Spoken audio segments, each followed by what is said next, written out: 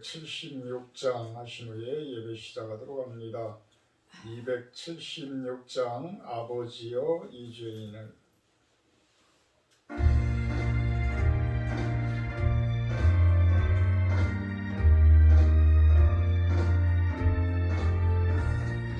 아버지여 이 죄인을 용납하여 주시고 예수님의 이름으로 구원하여 주소서. 아버지를 떠나선지 벌써 오래되었고 험한 길에 권한 몸이 이제 돌아옵니다. 손해하던 헛된 일을 애통하게 여기고 겸손하게 엎드려서 용서하십니다. 은혜 감당 못하오나 내게 하는 영혼과 나의 약한 육신까지 감히 드리옵니다.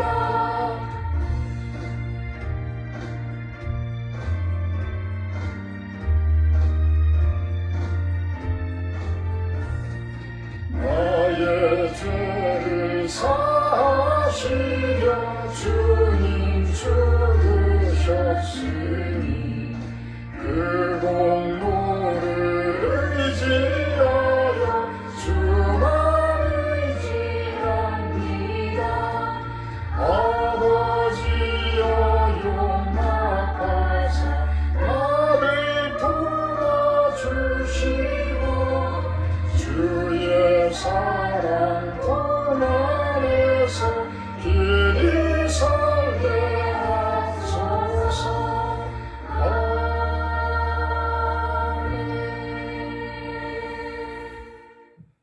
사도신경 하심으로 신앙 고백하도록 합니다. 나는 전능하신 아버지 하나님 천지의 창조주를 믿습니다. 나는 그의 유일하신 아들 우리 주 예수 그리스도를 믿습니다. 그는 성령으로 잉태되어 동정녀 마리아의 결심하시고 본데 빌라도에게 고난을 받아 십자가에 못 박혀 죽으시고 장사된 지 4일 만에 죽은 자 가운데서 다시 살아나셨으며 하늘에 오르시어 전능하신 하나님 우편에 앉아 계시다가 거기로부터 살아있는 자와 죽은 자를 심판하러 오십니다. 나는 성령을 믿으며 거룩한 공교회와 성도교제와 죄를 용서받는 것과 몸의 부활과 영생을 믿습니다. 하나님, 수요일 아침입니다. 오늘도 이렇게 건강하게 시작을 합니다.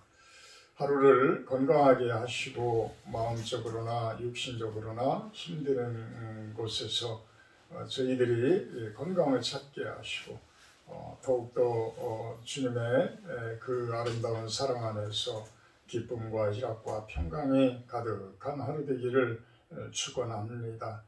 오늘 하루도 온전히 주님께 의탁합니다. 좋은 하루가 되게 하시고 우리들이 기도하는 많은 일들이 주님의 은혜 가운데 이루어지게 하여 주시옵소서. 예수님의 이름으로 기도합니다. 오늘은 출애굽기 10장 12절에서 20절 말씀입니다. 출애굽기 10장 12절에서 20절 말씀입니다. 여호와께서 모세에게 이르시되 애굽 땅 위에 내 손을 내밀어 메뚜기를 애굽 땅에 올라오게 하여 우박에 상하지 아니한 밭의 모든 채소를 먹게 하라. 모세가 애굽 땅 위에 그 지팡이를 들매 여호와께서 동풍을 일으켜 온 낮과 온 밤에 불게 하시니 아침이 되매 동풍이 메뚜기를 불어들인지라. 메뚜기가 애굽 온 땅에 이르러 그 사방에 내리매 그 피해가 심하니 이런 메뚜기는 전에도 없었고 후에도 없을 것이라. 메뚜기가 온 땅을 덮어 땅이 어둡게 되었으며 메뚜기가 우박이 상하지 아니한 밭의 채소와 나무 열매를 다 먹었으므로 애굽 온 땅에서 나무나 밭의 채소나 푸른 것은 남지 아니하였더라. 바로가 모세와 아론을 급히 불러 이르되 내가 너희의 하나님 여호와와 너희에게 죄를 지었으니 바라건대 이번만 나의 죄를 용서하고 너희의 하나님 여호와께 구하여 이 죽음만은 내게서 떠나게 하라. 그가 바로에게서 나가서 여호와께 구하매 여호와께서 돌이켜 강렬한 서풍을 불게 하사 메뚜기를 홍해에 몰아넣으시니 애굽 온 땅에 메뚜기가 하나도 남지 아니하니라. 그러나 여호와께서 바로의 마음을 완악하게 하셨으므로 이스라엘 자손을 보내지 아니하였더라. 아멘. 오늘은 8째 메뚜기 재앙에 대해서 이야기를 합니다. 8째 메뚜기 재앙. 12절 13절에서 내용을 보게 되면 모세에게 여호와께서 명령을 하십니다. 너네 애굽 땅 위에 손을 내밀어서 메뚜기들을 불러와라. 애굽 땅에 올라오게 해서 우박으로 상하지 아니한 남은 모든 그러한 식물들을 먹어치우게 해라. 그래서 모세가 애굽 땅 위에 그 지팡이를 들매 동풍이 일어나고 그 동풍에 메뚜기들이 애굽 온 땅에 들어오게 됩니다. 지금도 가끔 매스컴에서는 이 메뚜기 떼에 대해서 아프리카나 이곳에 그 메뚜기 떼들이 나타나는 것에 대해서 우리들은 그런 영상을 통해서 보곤 합니다. 그런데 이 메뚜기는 3월에서 4월 사이에 동풍이 불 때에 메뚜기 떼가 등장을 한다고 합니다. 근데 자그마치 5천만 마리 정도, 5천만 마리 정도가 한 1km 내에 이런 정도로 꽉 찬다는 거죠. 5천만 마리 정도가. 그러면 그들이 먹어치우는 양은 하루에 10만 톤 정도를 먹어치운답니다. 10만 톤. 상상이 안 가죠. 10만 톤. 그래서 예로부터 이 메뚜기는 하나님의 큰 심판의 상징으로 이렇게 보여졌다고 합니다. 참 제가 양봉을 하지만 어제 그제 계속해서 내검을 하면서 벌들이 이제 양들이 하도 많아져서 참 여왕이 어디에 있는지조차도 찾기가 힘들 정도로 그렇게 벌들이 많아요. 근데 그렇게 꽉 벌통에 꿀을 딸 정도로 꽉 차는 벌의 양은 3만 마리 정도, 한 통에 3만 마리 정도 된다고 합니다. 그 벌들이, 그 작은 그 벌들이 참 신기하죠. 신기해요. 그들이 나가서 그 꽃대에 하나하나 다니면서 그 꿀을 빨아서 와가지고 채워 넣을 때에 아주 꿀을 잘 따는 그 프로들의 그 이동하면서 꿀을 따는 그 아카시아 꿀을 딸 때에 그분들은 하루에도 어떤 때는 2번씩을 짠다고 그럽니다. 꿀을. 그러니까 이 벌들이, 그 작은 미물들이 어떻게 그렇게 많은 양들을 물어다 채우는지 참 신기할 정도예요. 근데 반대로 메뚜기들이 먹어치우는 양은 아까도 제가 잠깐 이야기했지만 10만 톤이라는 것이 상상이 안 가죠. 그죠? 10만 톤. 눈에 보이는 시퍼런 그 식물들은 다 갉아먹어 치운다는 거예요. 다 갉아먹어 치운다. 그러면 오늘 메뚜기 재앙을 통해서는 우리는 무엇을 생각을 해볼 수 있을까요? 무엇을? 참 애굽 사람들이, 애굽 파라오를 중심으로 애굽 사람들이 이스라엘 민족들을 얼마나 갉아먹었으면, 얼마나 갉아먹었으면, 그들의 노동력을 착취하고 그들을 아주 경외하게 부려먹으면서 그들이 수고하고 그들이 노력한 대가는 아주 그 일에 비하면은 보잘것없는 모습으로 줬기에 종 노릇한 거 아니겠어요? 종들이라는 것이 뭐예요? 자기가 일한 대가만큼을 못 받는 게 종이에요. 자기가 일한 이상으로 대우를 받는다라고 그러면 그것은 대우를 받는 거죠. 저는 우리 국민들을 바라보면서 우리 일반적인 참 한나라의 그런 국민들을 바라보면서 그런 느낌들을 가끔은 들어요. 저들이 나라를 통치하고 나라를 이끌어간다라고 하는 사람들이 우리 국민들을 참 기만하고 있는 것은 아닐까. 기만하고 있는 것은 아닐까. 참 요즘 세상을 보면요.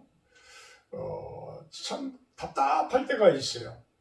저는 건축을 전공을 했기 때문에 건축 부분에 대해서는 그래도 남들보다 많이 생각을 했죠. 오랫동안 생각을 해온 것이고 또 나 또한 그렇게 아파트에 대해서 개발에 대해서 그렇게 또 젊었을 때 많이 쫓아다녀 봤기 때문에 그 부분을 어느 정도는 좀 이해를 해요. 자, 요즘에 젊은이들이 생산 능력이 우리 베이비 부모 세대보다 높습니까? 절대 생산 능력이 그렇게 많지 않아요. 요즘에 가상화폐 같은 경우 때문에 지금 나라가 왈칵 뒤집혀지고 있는 상황 같은데 결국은 말 그대로 화폐가 가상으로 있는 거잖아요. 그거를 갖다가 나는 100만 원, 나는 1000만 원, 나는 몇천만 원 이렇게 투기를 조장을 하면서 하나의 물건도 제대로 있지 않은 물건에 대해서 어떤 금액을 정하고 그거를 갖다가 올리고 주식은 그래도 한 회사가 있잖아요. 회사가 있는데도 그 회사의 어떤 재정 능력 뭐 이런 것들이 조금만 이슈가 되고 말만 조금만 바뀌면은 거기에서 시세 차익을 얻는 그 사람들은 또 대단한 머리를 가지고 있어서 그 얻는단 말이에요. 바깥에서 추가하고 이런 시골에서 땀을 흘리면서 일을 하면서 얻는 소득에 비하면 그 사람들의 소득은 이거는 상상을 초월할 소득이에요. 생산 능력이 아니에요. 이거는 이 생산자의 노동자의 입장에서 보면 이거는 생산 능력이 아니에요. 그런데 요즘에는 그런 쪽으로 젊은이들이 전부가 그런 쪽으로 생각들을 하고 이제 그 부분을 교묘히 이용해서 아파트 값을 왕창 올려놓으니까 또 아파트의 분양시장마다 난리가 납니다. 난리가 나요. 지금 아파트는 남아 돌아가는데 난리가 나요.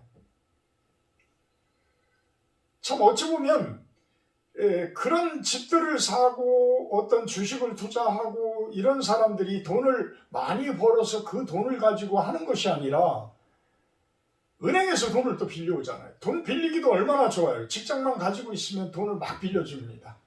왜 빌려줘요? 그곳에서 이자를 착취하니까. 이자를 얻을 수가 있습니다. 만약에 주식이 떨어지고 가상화폐가 떨어지고 그러면 내가 융자받아서 했던 그 돈이 어디로 가요? 공중에 분해돼요. 아파트 몇 억씩 융자받아가지고 아파트 분양을 받습니다. 은행은 은행대로 이자를 받아서 좋죠. 나라는 나라대로 재산세 받죠. 교육세 받죠. 거기에서 나오는 세금이 말도 못해요. 정당하게 젊은이들은 자꾸 일하는 능력을 가진 사람들은 점점 없어지는데 나라의 돈은 더 풍요롭게 돌아가요. 그게 진정한 풍요입니까? 어찌 보면 이스라엘 민족들을 살살 갉아먹는 메뚜기 같은 그 바로와 그 애굽의 그 나라들의 모습이 아닐까라는 생각을 해봅니다. 그러니 하나님께서는 징계를 안 내릴 수가 없어요. 징계를 내리시는 거죠. 저는 그래요. 성도 여러분들은 그런 돈에 휘둘리면서 좀 안 쫓아다녔으면 좋겠어요. 근데 막상 나도 목사인 저도 만약에 분양을 받는다라고 한다고 그러면 받게 되어진다라고 하면 저도 받고 싶어요. 저도. 참 이게 어찌 보면 교묘하게 이 서민들을 참 기만하고 국민들을 기만하고 이런 어떤 그 상위의 그 세력들이 그 힘을 가지고 있는 세력들의 그 교묘한 술책들이라는 거죠. 교묘한 술책들. 그래서 결국은 메뚜기로 온 땅을 덮어 15절에 땅이 어둡게 되었다. 그래서 모든 것들이 밭의 채소나 푸른 것은 남지 아니하였더라. 남지 아니하였더라. 그러니까 바로가 모세와 아론을 급히 불러 16절에 이르되 내가 너희의 하나님 여호와와 너희에게 대하여 죄를 지었으니 바라건대 이번만 나의 죄를 용서하고 너희의 하나님 여호와께 구하여 이 죽음만은 내게서 떠나게 하라. 그런데 진짜 이 바로가 회개를 한 상황입니까? 아니잖아요. 그러니까 20절에 그러나 여호와께서 바로의 마음을 완악하게 하셨으므로 이스라엘 자손을 보내지 아니하였더라. 끝까지 10가지 재앙으로 다 심판을 하시겠다는 거예요. 그만큼 저지른 죄가 많다라는 거예요. 죄를 깨닫기는 깨달은데 회개를 하지 못하면 그것은 용서받을 수 있는 상황이 안 되는 거예요. 여러분들도 지은 죄만 깨닫으면 뭐예요? 그거를 회개하고 눈물 뿌려 회개하고 하나님께 진정으로 잘못했습니다. 그 구하는 그 부분이 있어야지만 하나님께서는 용서를 하는데 그냥 위기만 모면하려고 그냥 하는 그 모습, 이 바로의 모습. 위기만 간신히 이 위기만 그냥 넘어가면 돼. 이런 모습의 바로의 모습은 결국 우리의 내면의 모습이 아닌가, 우리 내면의 모습이 아닐까라는 생각을 해봅니다. 위기만 모면하려는 그러한 모습이 아니라 우리의 본질이 바뀌어야 한다는 거예요. 우리의 본질이. 내 안에 그 완악함, 내 안에 그 더러움, 내 안에 그 추함, 감춰두면요 계속 그 안에서 썩고 있습니다. 감춰두면 땅도 더러운 것들이 그냥 들어가 있으면 하나님의 기운이 들어가지 못하고 하나님의 에너지가 들어가지 못하면 어떻게 돼요? 썩어요. 썩음은 멸망의 과정이에요. 분열의 과정이에요. 그거는 분해의 과정인 거예요. 우리가 죽으면 우리 육신들이 썩잖아요. 그 썩는다는 자체는 분해의 과정이라고. 분해의 과정. 하나님의 에너지가 들어가지 않으면 결국은 멸망의 길로 가는 거예요. 멸망의 길로. 그래서 그 에너지를 받으려면 어떻게 해요? 둘러 엎어야 되는 거예요. 기경을 해야 되는 거예요. 나를 갈아엎어야 되는 거예요. 내 안에 그 숨어있는 그 부분을 내가 보호하고 있는 거야. 내가 보호하고. 다른 사람들이 보호하고 있는 게 아니야. 내가 그 악한 마귀라고 표현하기에는 참 그렇지만 어쨌든 그 악한 세력들을 내가 보호하고 있다. 그거를 갈아엎어라. 그래야지만 하나님의 에너지에 의해서 하나님의 기운에 의해서 진멸되어집니다.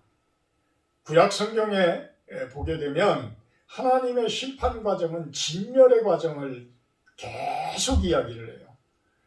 여호수아서를 통해서도 가나안 땅에 들어가면서 못된 습관들, 못된 전통들 어떻게 하라고요? 진멸하라고 합니다. 진멸하라고. 우리에게 암을 일으키는 암세포와 같은 그러한 것들 어떻게 해요? 진멸해야 합니다. 진멸해야 돼요. 진멸은 내가 하는 것이 아니라 누가 해요? 하나님이 하시는 거예요. 하나님 앞에 드러내야 되는 거예요. 뒤집어 엎어서 자꾸만 드러내야 되는 거예요.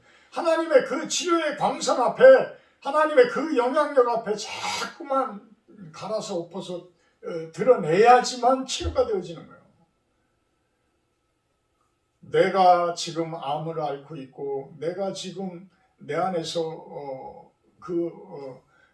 내 건강을 해치고 있는 그것들 나도 몰라요. 나도 잘 몰라요. 근데 결국은 내가 그 암세포들을 보호하고 있고 그 악한 세력들을 내가 보호하고 있기 때문에 내 안에서 그러한 세력들이 그만큼 세력을 키워가는 거예요. 그래서 나는 나를 자꾸만 하나님의 말씀에 비춰서 조명해서 나를 자꾸만 바라봐야 돼. 내 안에 내 깊숙이 있는 그 마음들을 자꾸만 살펴봐야 되고 그 내 몸에 그 잘못되어진 부분들을 자꾸만 살펴봐야지만 기경할 수 있는 거예요. 갈아엎을 수가 있는 거예요. 잘 살펴보셔야 됩니다. 말씀에 의해서. 그 시간이 뭐예요? 결국은 묵상의 시간이고 기도의 시간이고 예배의 시간인 겁니다. 우리가 말씀 앞에 바로 서고 새벽마다 이렇게 예배를 드리고 기도를 드리고 묵상을 하고 이런 부분들이 다 그런 나를 기경하는 과정이요. 나를 하나님 앞에 온전히 드러내는 과정들이다. 이렇게 바로와 같이 이번만 나의 죄를 용서하고 여호와께 구하여 이 죽음만은 내게서 떠나게 하라. 죽는 것은 알아요. 죽는 것은 알아요. 근데 이것은 나를 갈아엎기 전에는 진정한 회개의 기도가 아닌 거예요.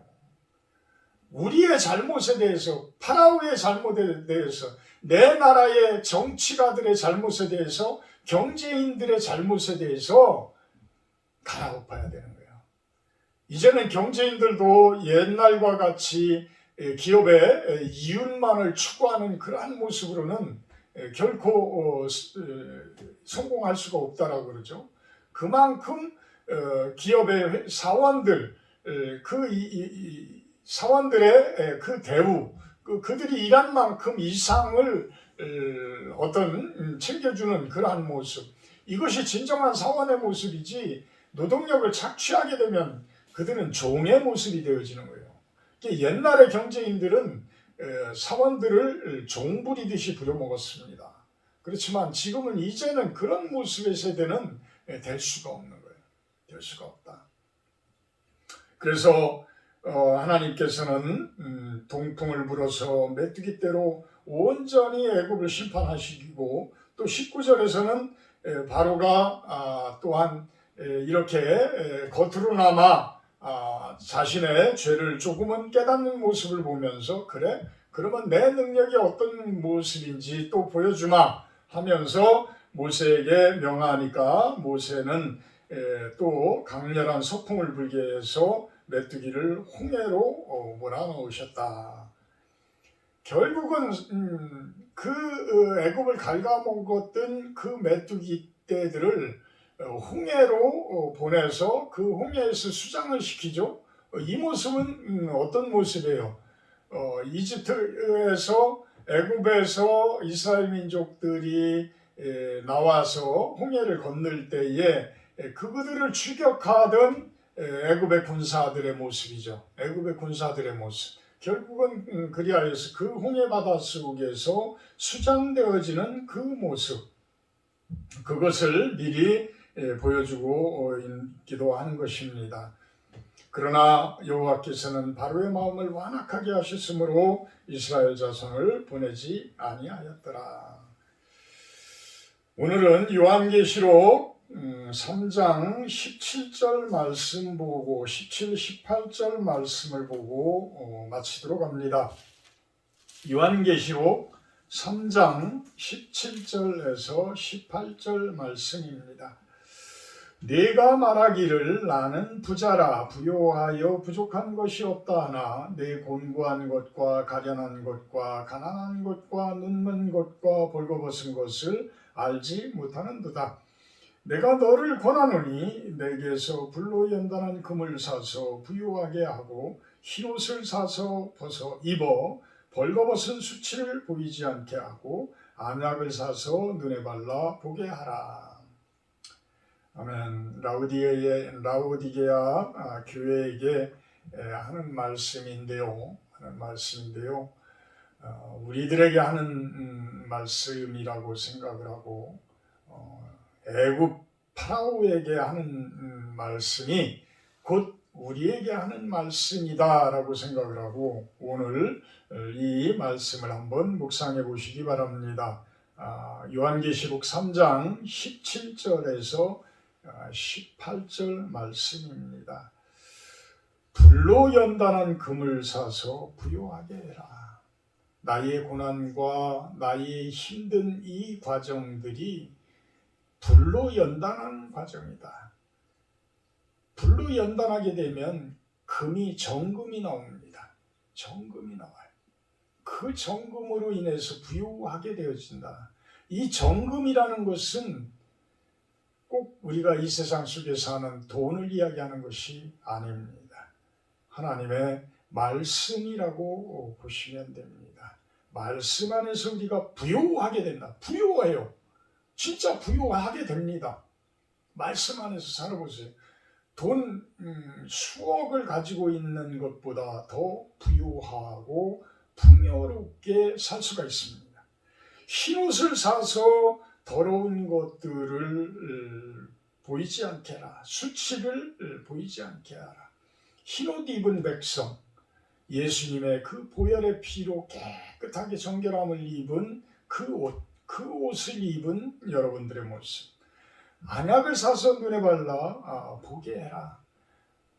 안약을 사서, 안약이라고 표현하면 성경적으로 좀 나약한 것 같지만 눈이 영안이 뜨이게 하라는 얘기예요. 영안이 뜨이게. 그래서 영안이 뜨이게 해서 세상을 바로 바라볼 수 있는 그 눈이 되기를 바란다라고 예수님께서는 라우디게아 교회에게 이야기를 합니다.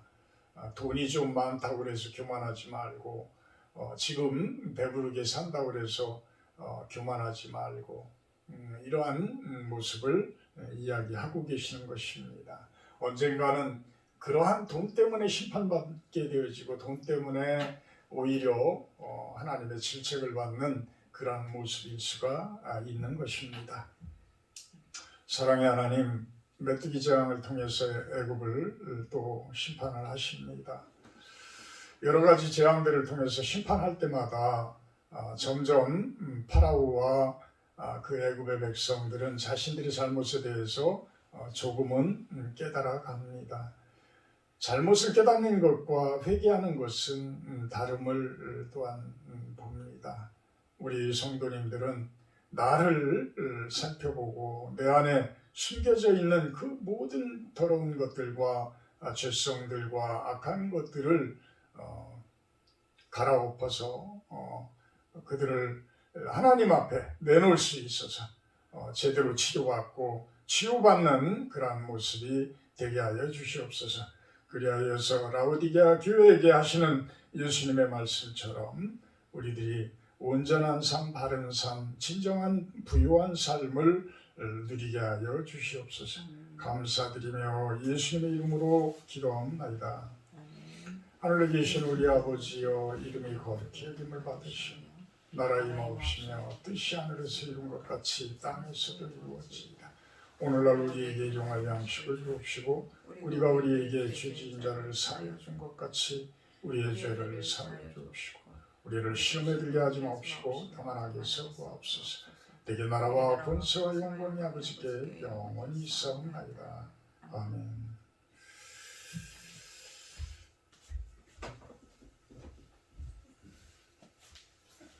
오늘 수요일은 각 가정을 위해서 기도를 해주시고요. 아들, 딸, 며느리, 사위, 가장 가까운 가정 식구들을 위해서 어머니, 아버님 이렇게 기도들을 해주시고요. 오늘은 또한 환우들을 위한 특별 기도의 시간입니다. 우리 암 투병 중인 신정혜 집사님, 서재호 집사님, 강희택 형제님, 송은숙 선생님, 김나경 권사님, 이현주 권사님, 이대호 형제님, 또 한 분이 누가 있었던 했던 것 같은데 지금 생각이 잘 안 납니다.